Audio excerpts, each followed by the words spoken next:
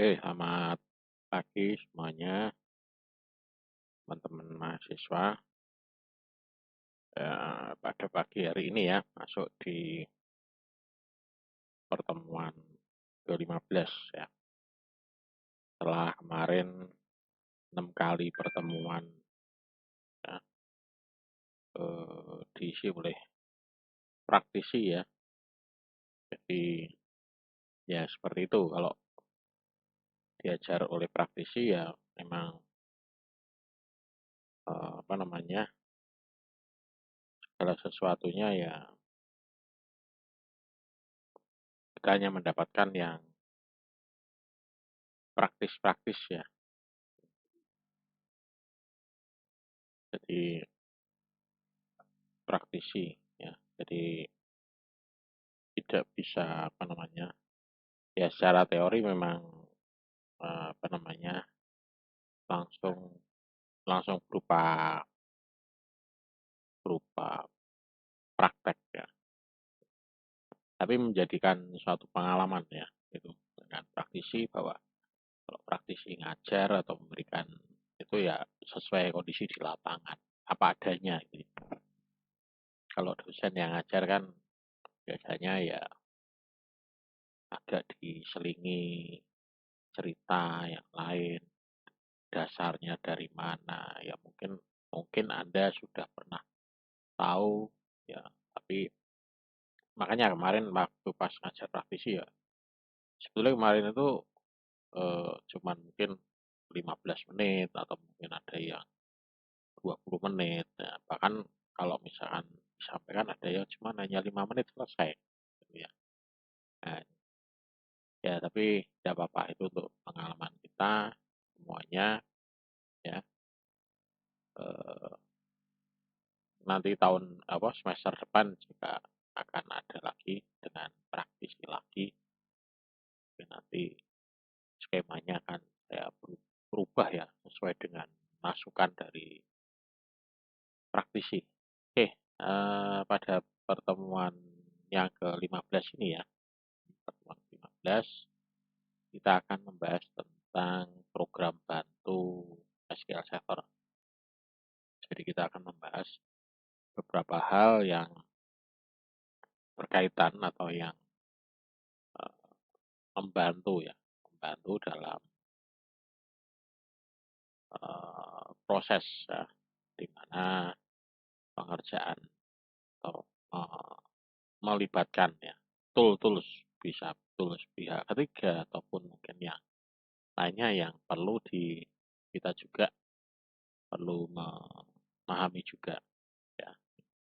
Nah, di antaranya adalah ini ya, di antaranya adalah apa namanya, ada 10 ya di sini, tapi di sini 10 pun juga tidak semuanya digunakan secara terus-menerus ya. Mungkin hanya ada beberapa yang dipakai. Jadi di sini nanti kita akan ada Microsoft Management Console, SQL Server Client, kemudian SQL Enterprise Manager, SQL Server Network Utility, Performance Monitor, ada SQL Server Profile, ada SQL Server Query, kemudian Service Manager ya. Nah, di antara ini semua yang nomor 3, 7 dan eh, apa namanya 8 itu sudah sudah kita gunakan ya, sudah pernah kita gunakan. Jadi sudah pernah kita gunakan. Jadi apa yang kemarin ya dipraktekkan itu sudah atau sering kita gunakan. Ya. Nah, Microsoft Management Console itu apa sih? Ya, di sini ada MMC. Ya, biasanya ini merupakan interface dasar untuk mengelola server secara back office. Jadi dia memang terletak di beberapa program, misalkan di via Interface ataupun OLED Manager ya. Jadi di dalam sini ya, ini merupakan tools ya untuk menjalankan sebetulnya. Jadi MMC ini sebetulnya tool untuk menjalankan, untuk mengatur ya. Nah, jadi kalau misalnya kita langsung saja ya, langsung saya demokan di sini. Langsung saya demokan di sini. Ini saya coba masuk.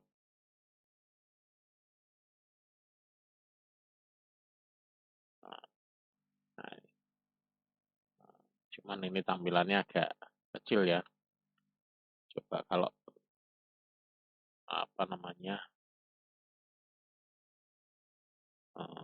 biar tampilannya agak lebih besar, ini bisa enggak ini saya remote saja. Nah, kalau tampilannya agak kecil, ini agak IP-nya berapa? 24.70.20.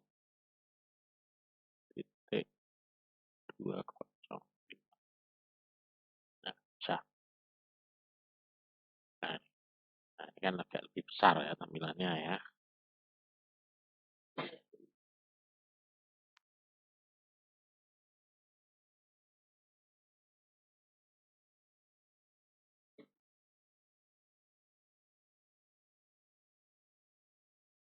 Nah, jadi agak lebih besar tampilannya. Eh, jadi kalau MMC itu kita pakai di sini ya. Jadi kita sebenarnya MMC itu kita manggilnya adalah menggunakan menu run. Sini kita akan MMC. Nah, jadi ini konsol. Jadi tampilan untuk mengatur atau menampilkan ya. Nah, dari sini kita bisa menambahkan apa namanya, menu-menu ya. Ya, menu yang sering kita gunakan apa? Dia tahu untuk memanggil ya. Misalkan add, remove, snap in. Nah, kita mau manggil apa di sini? Ya. Misalkan nanti kita mau manggil komputer manajemen ya.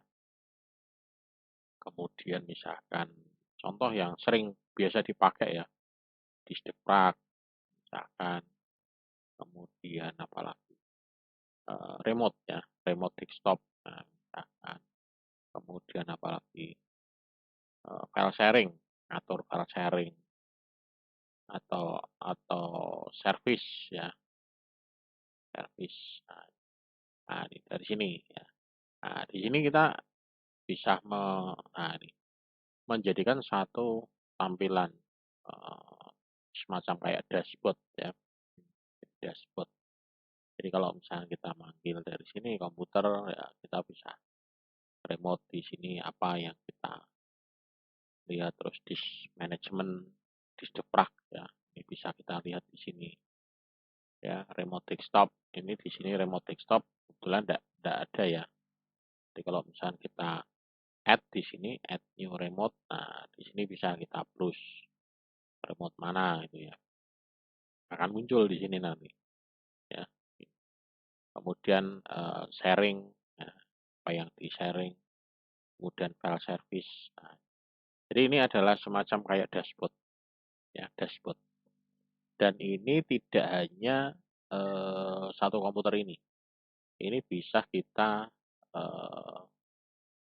apa namanya, memanggil komputer yang lain. Ini kebetulan ini kan lokal ya.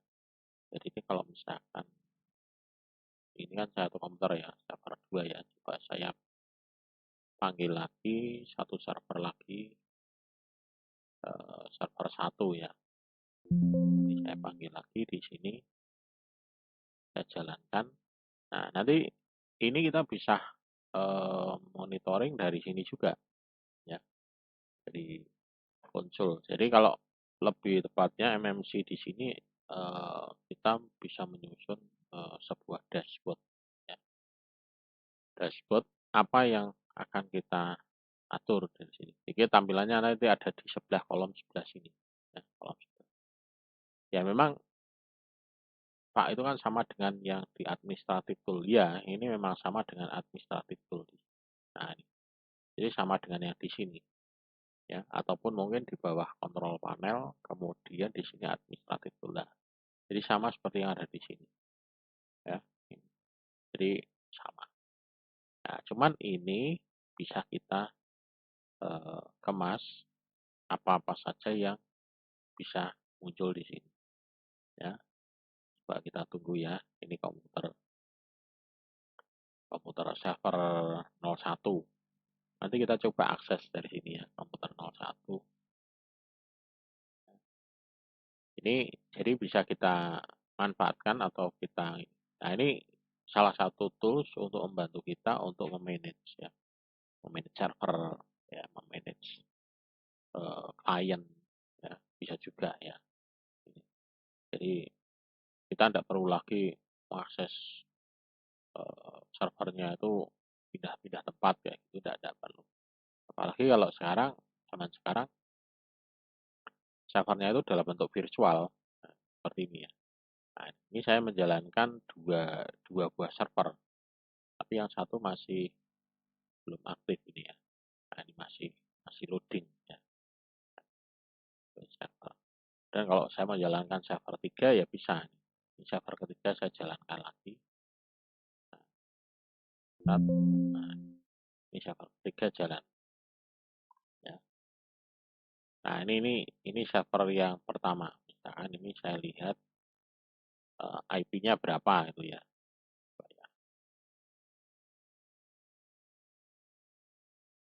Nah, ini server yang satu. Nah, ini IP-nya berapa di sini. Kemudian nanti di sini coba kita remote ya. Nah, ini remote. Oh, ini 172.16.32.126. Memungkinkan enggak nanti kita remote ya.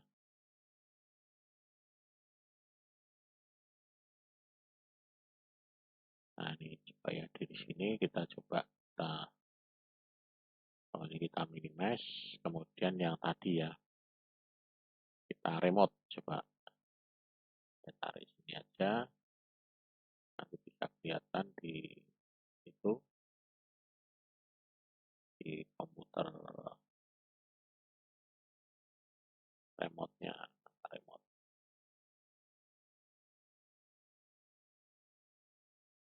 Nah, ini ya. Di sini coba kita remote. Nah, mana remote? Nah, ini add remote. Coba kita browse, mau enggak? Kelihatan enggak di sini nanti? Udah kelihatan ya. HP-nya aja 172 titik 16 titik kedua titik 126 ya. Ini connect. Nah, di sini berusaha connect ya. Kemudian nanti yang satunya lagi misalkan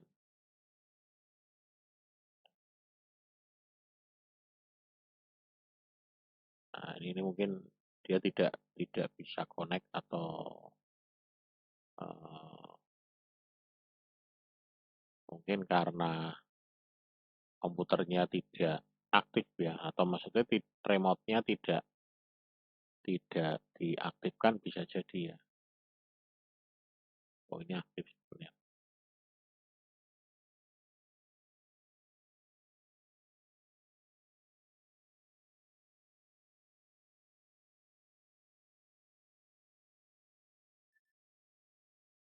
Ini saya aktifkan.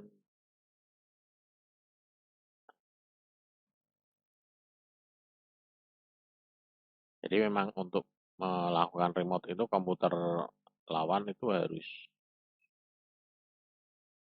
harus aktif ya. Aktif dalam arti aktif ini. Kemudian saya coba remote lagi di sini ya.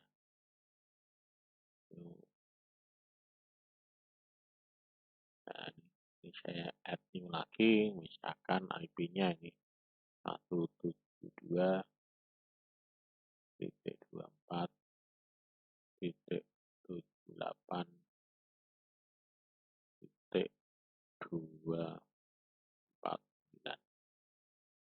Nah, ya. Jadi ada dua di sini. Nah, oke, coba kita panggil dari sini. Nah, dia berusaha connect. Nah, tapi dia di situ statusnya adalah langsung disconnect ya. Jadi kalau misalnya di sini aktif ya, maka dia bisa ya. Saya tambahkan ya.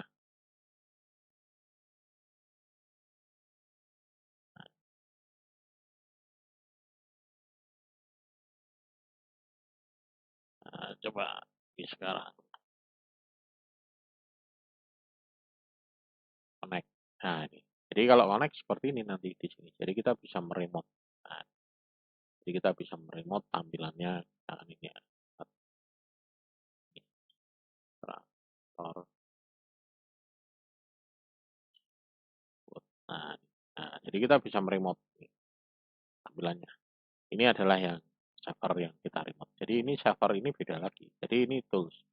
Kemudian kita bisa juga tidak hanya meremote ini, tapi kita bisa juga komputer manage ini juga bisa connect to.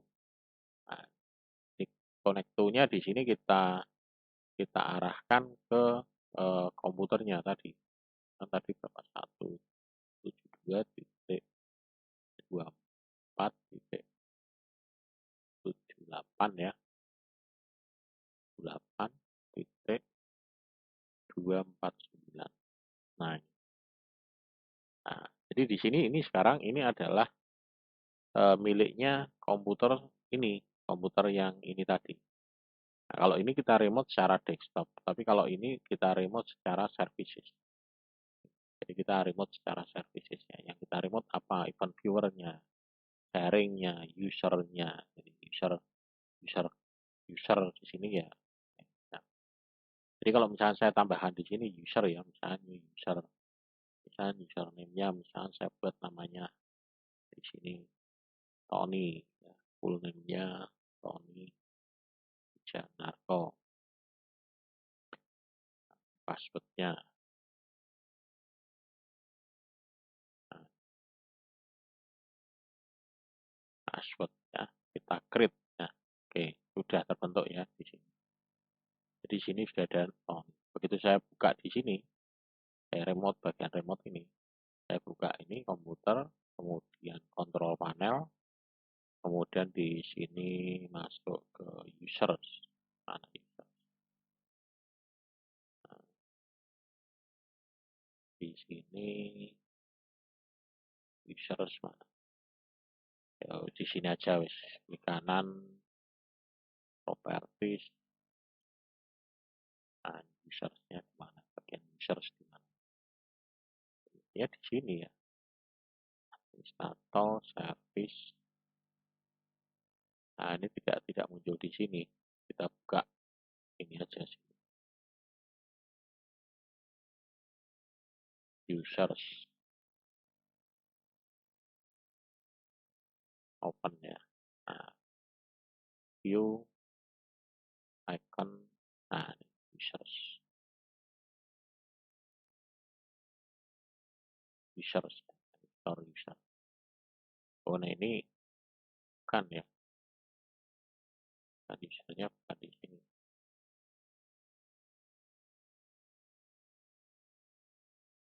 Ya, usernya ya di sini. Klik kanan, kemudian manage.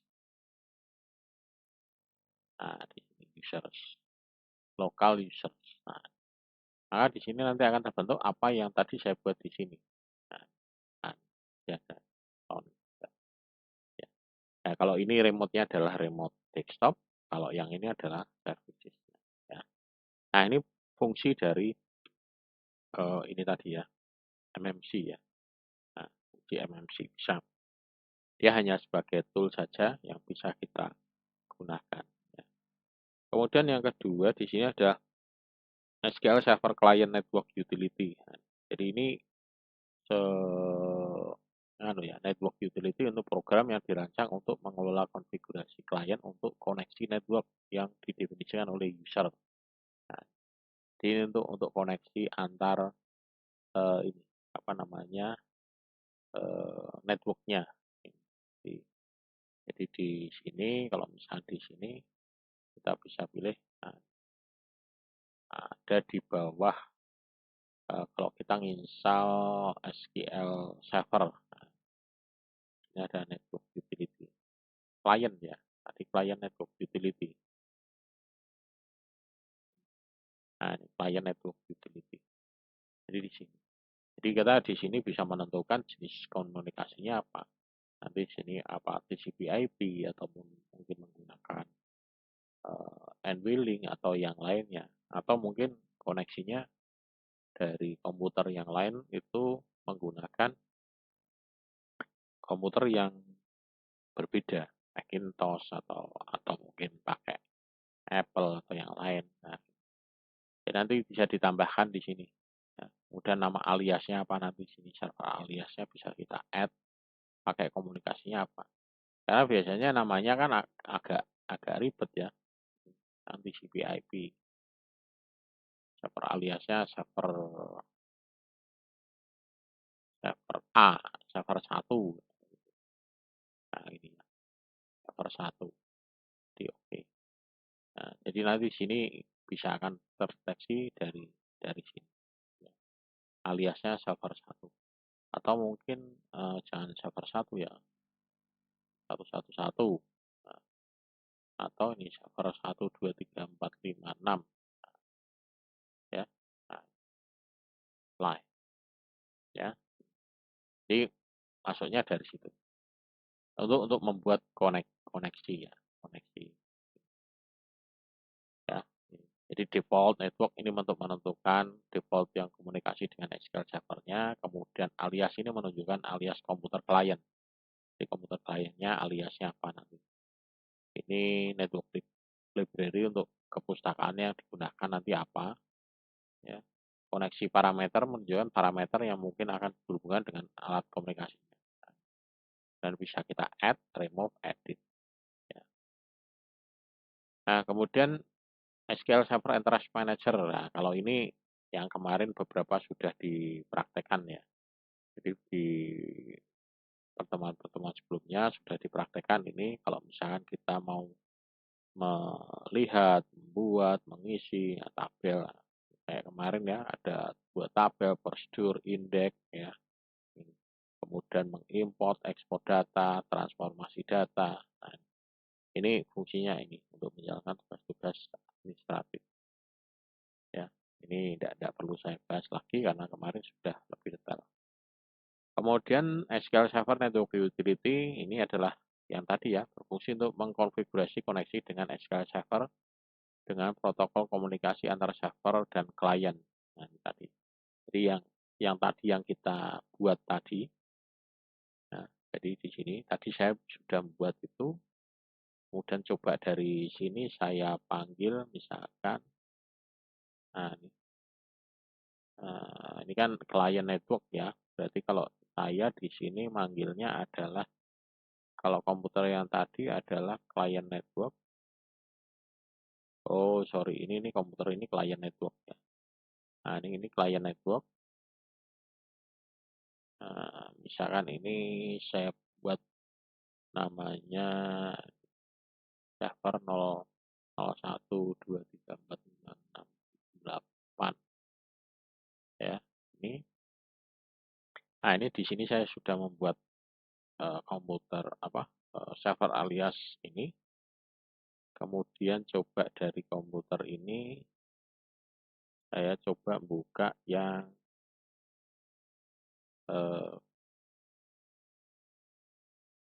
server ya, server network utility. Nah, ini server network utility. Maka di sini akan muncul nanti di sini. Begitu kita pilih yang TCP/IP ya di sini. Nah, maka di sini nanti akan bisa akan muncul istilahnya library-nya ya. Jadi di sini akan muncul. Ini kebetulan saya menggunakannya adalah TCP/IP ya. Ini kita matikan aja. Nah, hanya menggunakan TCP/IP saja. Jadi di sini untuk berkomunikasi nantinya ya.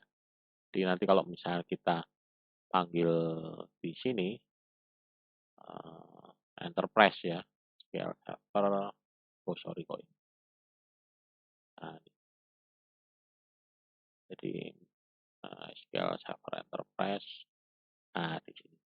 Jadi di sini nanti kita bisa mengenali dari server-server itu, terutama kalau kita add atau add new server, nah, add SQL registration. Nah, maka di sini nanti akan muncul, nah ini kan tadi server 1, 2, 3, 4, 5, 6. Nah, ini tadi yang sebenarnya yang kita daftarkan di klien itu tadi. Jadi dia akan muncul itu server 1, 2, 3, 4, 5, 6. Ya, akan terdeteksi di sini sebagai nama alias. Kalau tidak kita definisikan seperti ini, maka kita harus manggil nama servernya itu sesuai dengan nama servernya. Ya, nama servernya di ini. Jadi nama servernya kadang itu SQL server namanya apa. Gitu. Jadi agak ribet kalau tidak kita definisikan atau sebagai kayak gini. Jadi namanya kayak gini misalnya. Server 1 ini. Nah, ya kebetulan server ini kan namanya kan ini ya. Tapi kalau sudah di online itu nama servernya tidak seperti ini. Nama servernya itu akan beda dengan ini. Kebetulan ini server 0202 tidak aktif. Ini yang aktif hanya server 2. Server 2 ini berarti server 2 itu tadi ini. Ya. Nah, ini server 2. Jadi kalau saya klik kanan, properties, computer name, oh ini server 3. Ini server 3. Ya. Jadi di sini namanya aliasnya ini server 3. Jadi kalau saya panggil di sini, ini kebetulan server 2. Ya. Kalau misalkan saya panggil lagi di sini,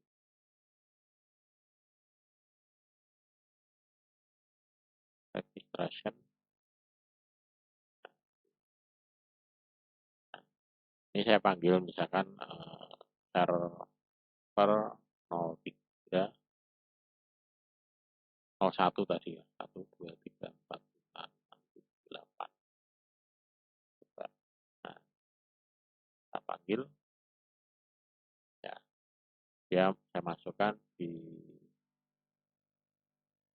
gedung A. Ya, saya masukkan, saya gabungkan ke gedung ini. Gitu. Nah, saya berusaha mengkonekkan server 0123456788. Ya, nah, tidak memiliki hak akses ya. Ini tidak memiliki hak akses karena mungkin belum dikonfigurasi atau apa ya. Jadi di sini saya tidak bisa memiliki akses ke ya jelas ya, karena di sini hanya sebagai klien ya. Di sini hanya sebagai klien. Jadi di sini tidak ada enterprise ya. Di sini hanya client network utility aja. Jadi ini tidak ada database. Jadi itu fungsinya adalah untuk itu, untuk mengenalkan. Kemudian ada performance monitor. Ini juga menawarkan analisa tentang aktivitas yang berlangsung di dalam database. Merupakan program untuk mendiagnosa masalah. Ya. Jadi di sini ya, performance monitor. Coba kita panggil di sini. Jadi kita start. Nah, mungkin di sini aja ya, performance monitor. Nah, di sini bisa juga kita panggil permon. Kita ketikkan di sini aja, permon. Permon. Nah, ini nanti tampilnya adalah seperti ini. Nah, ini ya. Ini. Jadi dia ada muncul seperti ini.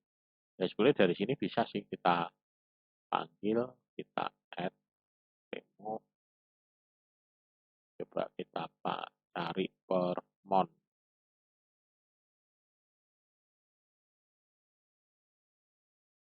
OP, nah, oh, ini permon ya. Nah, ini permon. Jadi kalau ini tampilannya seperti ini ya. Tapi kalau yang di sini permon di sini seperti ya. Jadi dari sini bisa kita analisa ya. Ini misalnya ini kan yang di sini yang kita traffic kan di sini hanya page, upgrade, disk sama ini. Kita bisa tambahkan di sini.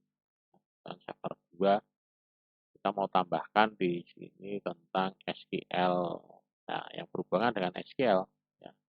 SQL database. Nah, SQL database data total. Jadi bisa kita tambahkan di sini. All instant bisa juga tambahkan add. Nah, di sini bisa ketahuan di sini database size. Nah, ya, jadi kita bisa monitoring ini ya, performance monitor. Misalnya not win, ini ada kelihatan. Mau kita klik, nah, berarti kita monitoring terhadap ini. Ya. Jadi ini fungsinya untuk monitoring seperti ini. Jadi nanti kita bisa menganalisa, oh ini trafficnya seperti apa, seperti apa. Ini kalau kita mau simulasikan ya bisa. Simulasikan misalkan kita coba di sini ada, oh ini tidak ada ya.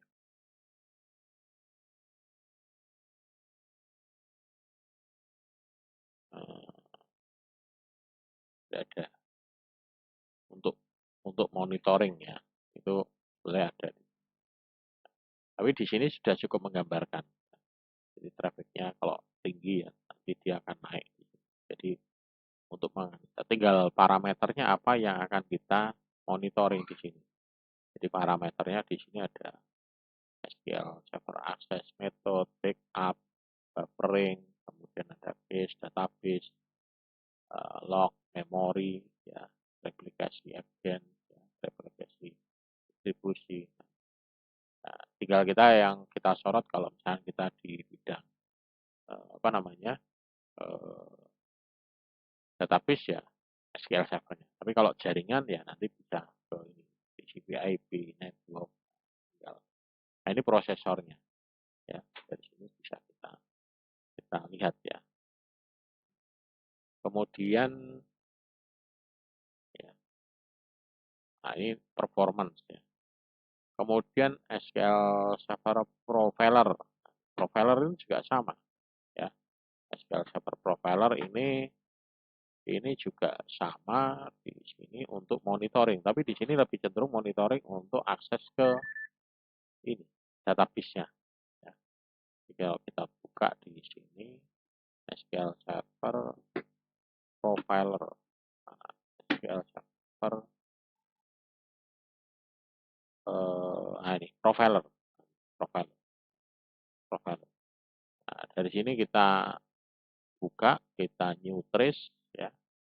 Nah, dan yang mau di trace mana, komputer mana, misalkan komputer ini ya, SQL Server atau lokal aja ya, yang lokal.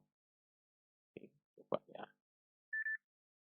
Nah, jadi kita akan kasih nama apa nanti di sini eventnya apa yang akan kita rekam ya, apakah di sini kursor close, execute, nah, ini ataupun database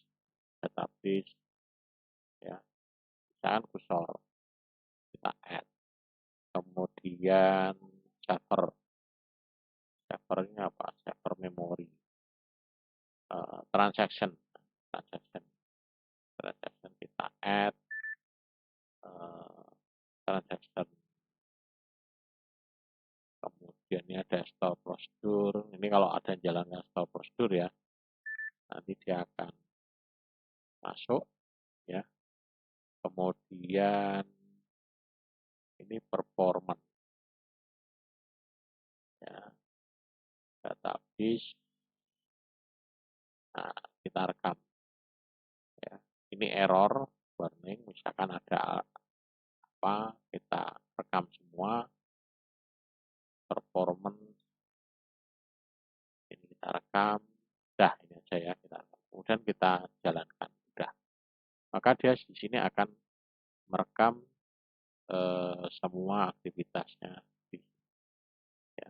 Nah, tinggal kita buka ya, misalkan kita jalankan ini file servernya. Nah, di sini kita buka-buka di sini, maka di sini akan terekam. Buka database, misalkan kita buka Nodewin, ya, kita buka diagram, nah, maka dia akan terekam di sini. Ya, so apa statistik, apa tabel, buka customer. Nah, jadi di sini akan terekam semua, ya, akan terekam semua, terbuka semua. Jadi kalau misalkan ada kesalahan atau mungkin salah perintah, salah eksekusi, apa namanya, ada eksekusi, kemudian ada apa namanya, ada error, ya, error. Mungkin yang paling parah adalah misalkan kesalahan hapus. Nah, nanti di sini akan kelihatan bahwa ada proses hapus data, ada proses apa namanya, proses manipulasi data, ya, ya, itu akan terekam semua.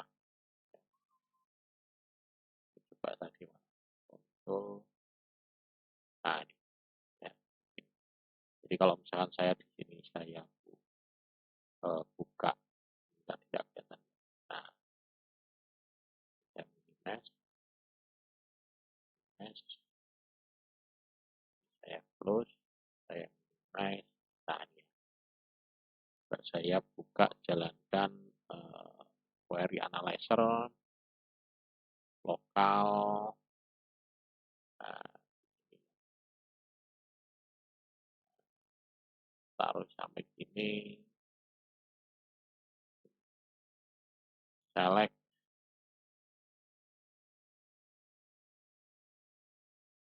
bintang, jalankan. Oh, enggak mau. Nah, di sini juga ada error ya. Misalnya di tabel Nodewin, saya enggak hafal ya. Tabel Nodewin itu isinya apa?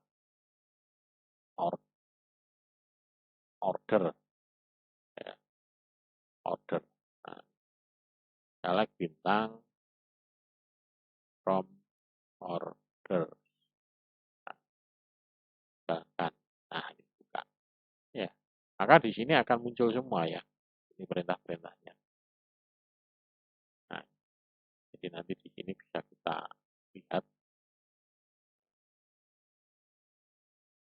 coba kita lebih detail lagi ya. Kita tutup dulu. Jadi yang kita rekam biar lebih detail lagi. Nah, eventnya adalah transaction ya. Kemudian atau mungkin semua ya, biar kelihatan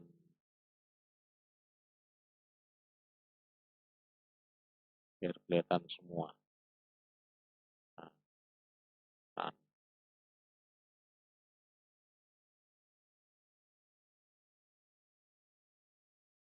ya, ini Pak ini jalankan. Nah,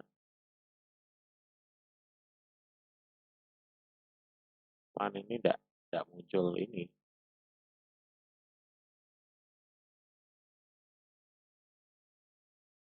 SQL server 01.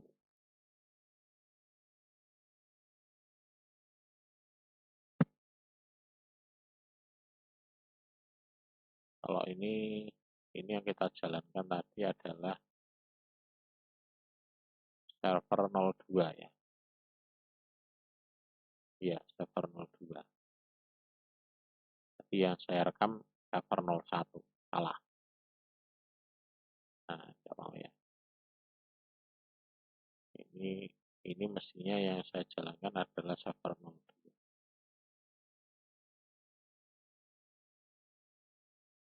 Server 02. Nah, ini coba kita rekam semua biar kelihatan.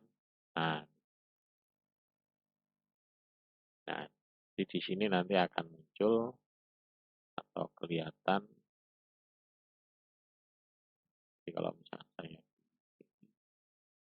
jalankan ini, nah, jadi di sini akan muncul. Saya buat apa namanya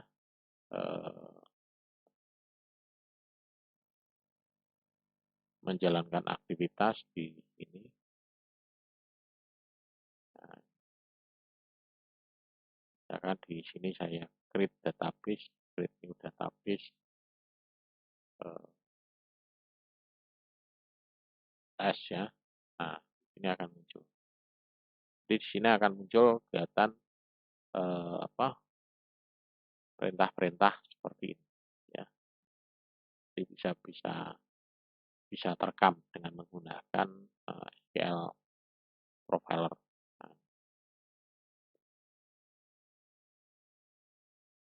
Nah, kemudian SQL Server Query Analyzer ini untuk menganalisa. Jadi ini yang kemarin juga sudah pernah kita bahas di pertemuan kemarin. Menjalankan langkah-langkahnya dan nanti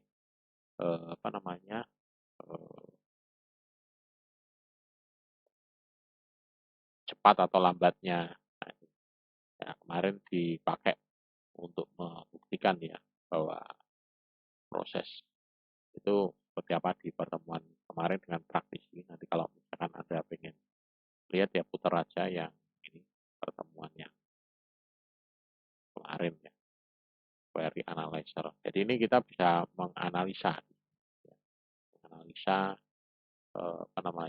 prosesnya. Ya. Jadi untuk mengizinkan melihat langkah-langkah eksekusi. Ya. Jadi menunya ada di sini ya. Query analyzer. Ya. Nah, di query analyzer ini. Jadi kita di sini misalkan pilih tadi itu. Ya.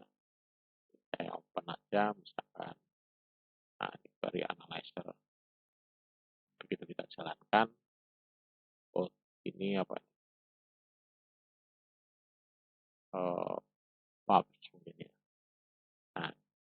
Nah, di sini nanti kita bisa lihat pilihannya ya. Itu execution. Nah, ini akan kelihatan execution plan. Ya. Nah, jadi analisanya ada di sini. Jadi kita tinggal disorot. Oh, ini dia butuh berapa? Ini CPU-nya makan berapa? Nah, ini akan kelihatan semua. Ya. Maksudnya ada physical operasinya, logic operation-nya, ya. Perhitungan estimasi prosesnya. Jadi bisa kita lihat dari sini. Ini menggunakan query analyzer. Ya.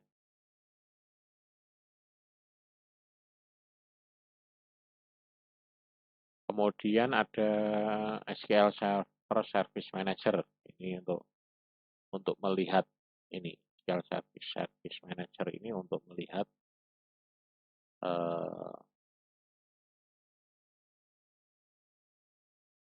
tools atau aplikasinya dia sudah jalan atau belum Service Manager. Nah, gitu. Jadi kita bisa menjalankan start, pause ataupun stop dari sini. Jadi kalau misalnya kita stop, ya kita nanti di sini akan berhenti ya. Jadi di sini tinggal kita pilih servernya, kemudian kita pilih servicesnya apa.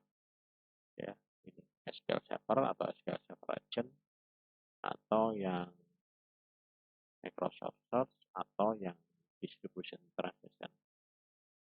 Nah, jadi di sini tinggal kita lihat yang belum aktif mana atau yang pause. Nah, kalau ini defaultnya bisa di auto start service kalau ini memang server utama ya. Tapi kalau ini untuk biasanya untuk apa namanya untuk latihan atau mungkin training atau mungkin untuk observasi ini biasanya tidak auto start. Nah, kayak di komputer saya itu biasanya tidak auto start ya. Jadi akan saya jalankan pada saat saya butuhkan aja. Tapi kalau ini di virtual, begitu server virtualnya saya aktifkan langsung ini langsung start. Ya. Karena aktif atau tidaknya kan tergantung dari virtualnya. Gitu. Itu untuk SQL Server Manager.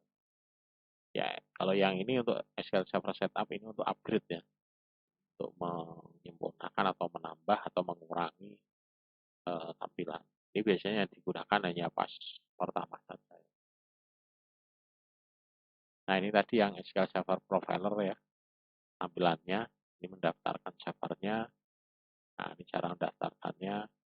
Kemudian membuat trace. Jadi kita bisa melakukan trace ya. Tes 1. Nah, nama trace-nya. Kemudian memberikan akses ke siapa. Nah, nanti di sini akan kelihatan trace server running. Dia akan jalan ini apa. Oh, statusnya apa.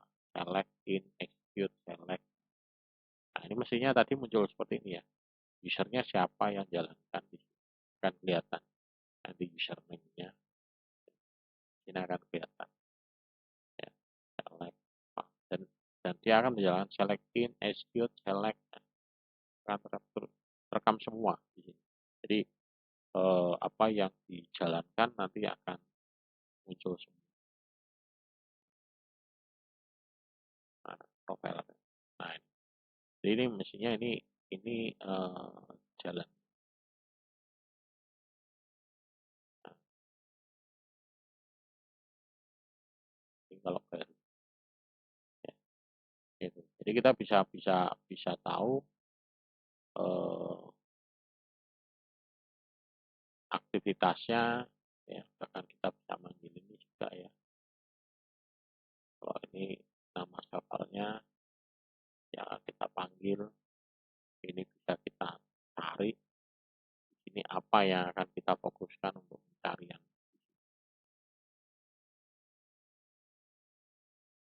Kemudian bisa juga kita simpan untuk dievaluasi. Ya.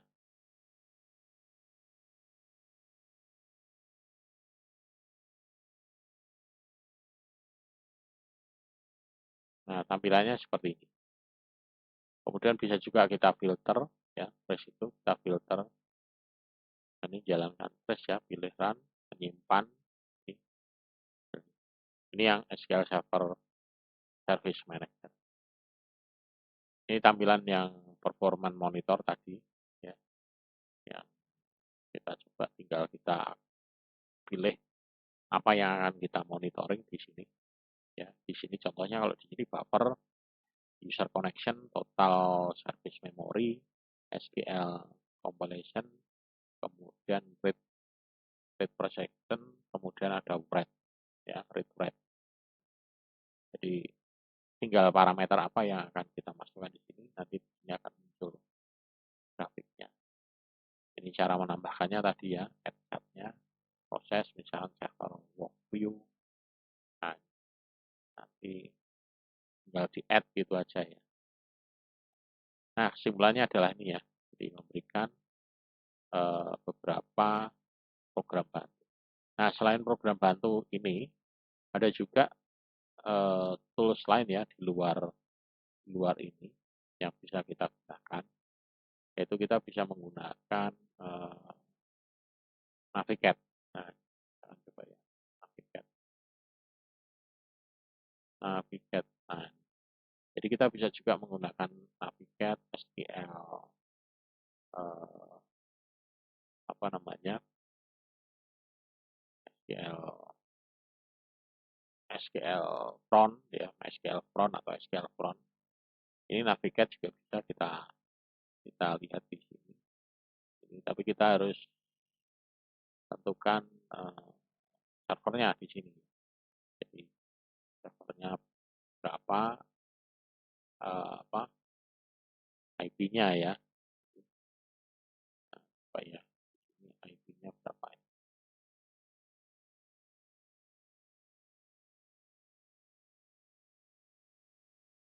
Nah, jadi di sini kita tentukan IP-nya dan usernya, user yang akan masuk ke komputer ini, apa namanya, usernya siapa nanti. Jadi kita harus tentukan usernya juga.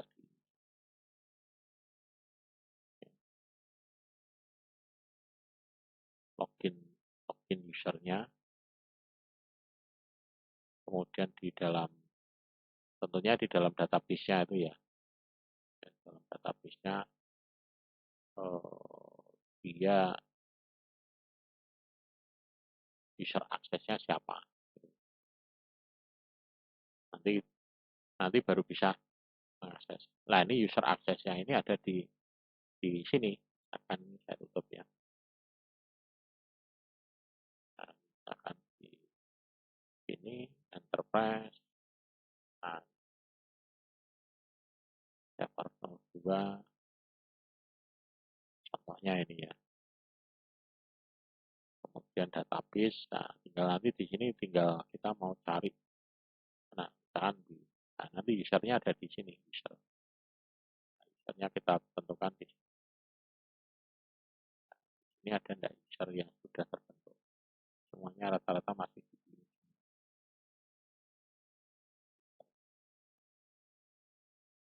Jadi kita bisa membuat usernya ada di itu.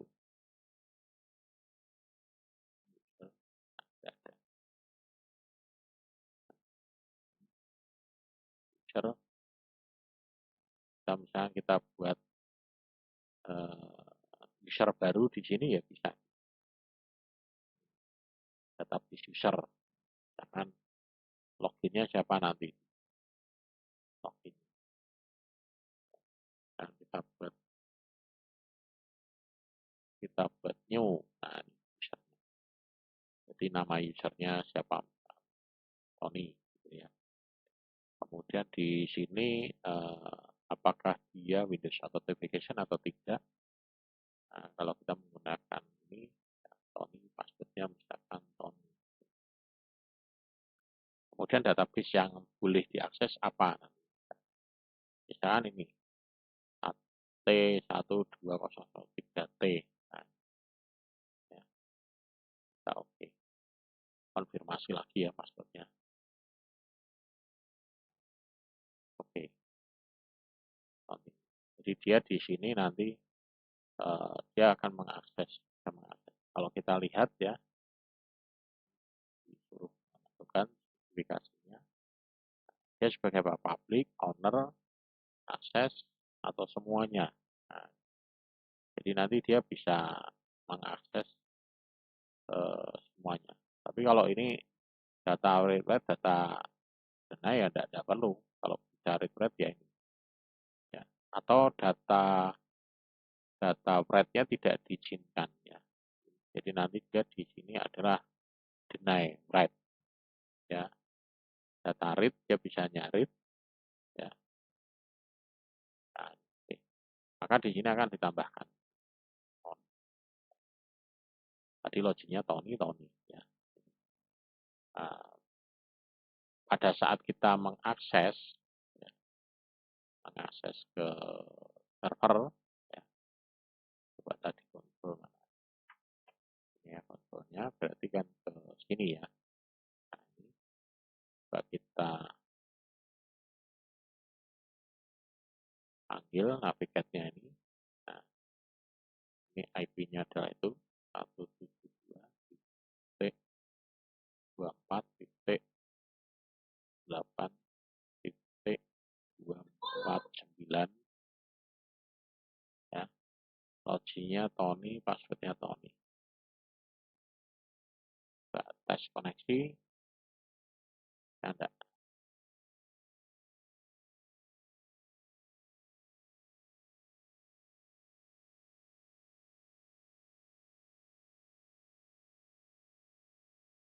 Nah, ini harus, nah ini enggak. Kalau Windows Authentication dia tinggal ini aja. Kalau Windows Authentication tadi harus disesuaikan Windows Authentication. Ya, tadi. Mana tadi? Nah, tidak mau ya. Jadi kalau Windows Authentication ya di sini harus ditentukan Windows Authentication pada saat kita pilih tadi ya database-nya. Database-nya ini tadi. Nah, jadi di sini harus kita tentukan juga. Nah, properties. Oh sorry, bukan ini. Di kanan properties.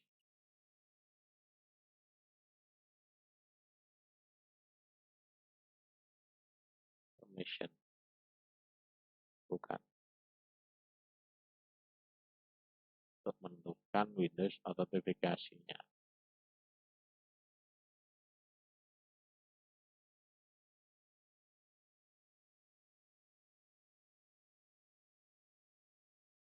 Dari sini juga bisa ya, buatnya di sini new login, di sini kita buat loginnya tadi. Nah, misalkan SASA gitu ya. Nah, di sini nanti Windows autentifikasinya misalkan ke server 02, SQL passwordnya.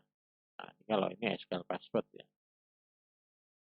Nanti name usernya SASA, tapi di sini nanti ke server rule-nya nanti di sini apa aksesnya ya.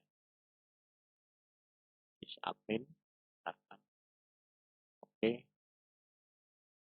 maka dia nambah di dalam database ini juga akan nambah. Ini ya, user nah, di sini ini dia bisa akses ke sini juga. Ya.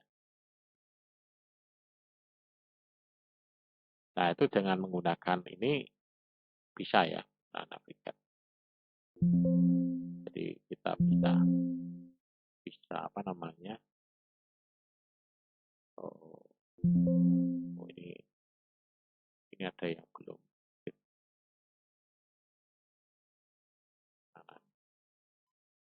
Nah, masih ada yang open ini ya. Coba saya tutup dulu, close.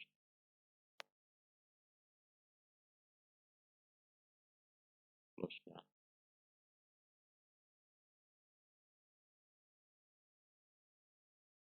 Nah, ini mesti ada yang open. Tadi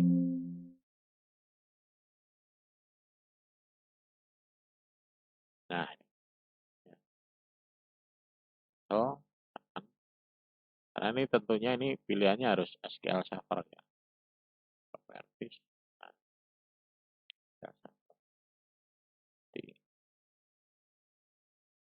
dan ini harus ke servernya harus ke apa namanya? Ke detect ya.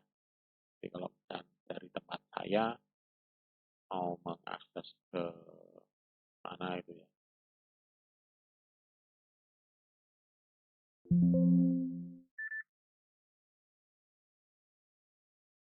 Agak lama ini ya. Ya, dia bisa detect. Ya, ya mungkin itu ya yang bisa saya sampaikan untuk ini pertemuan terakhir, terutama kita bahas tentang apa namanya tools ya, program bantu di SQL Server.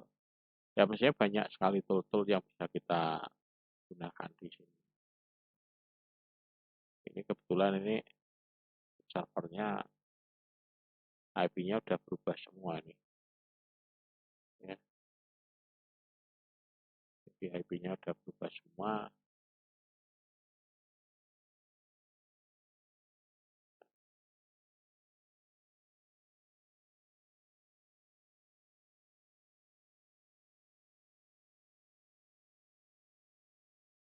Ya ini sudah tidak aktif servernya. Mungkin ada yang mau ditanyakan. Kalau ada yang tanyakan bisa di kolom chatnya. 172 24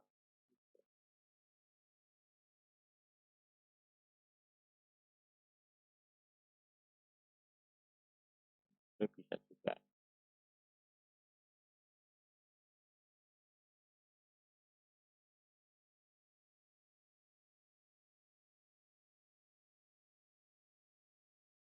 connection 172 24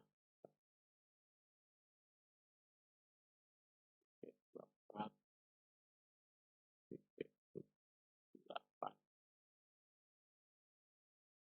24. Ini coba saya masuknya SA tes koneksi.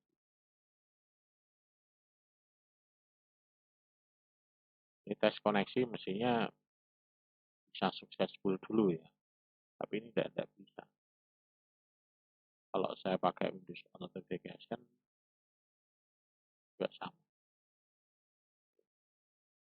Akhirnya IP-nya ini 172.24.8. Kalau saya ping bisa. Jadi saya ping bisa. Jadi kalau ping bisa, jadi dia tidak apa tidak tidak tersedia. Tidak.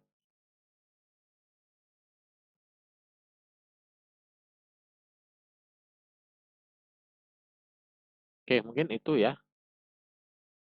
Tidak ada yang tanya ya. Oke, ini ada yang aktif online sampai terakhir. Janet, Nadia, Indah, Aura. Oke, terima kasih. Oke, jadi ini merupakan pertemuan terakhir ya. Nah, nanti untuk karena kemarin pertemuan kita itu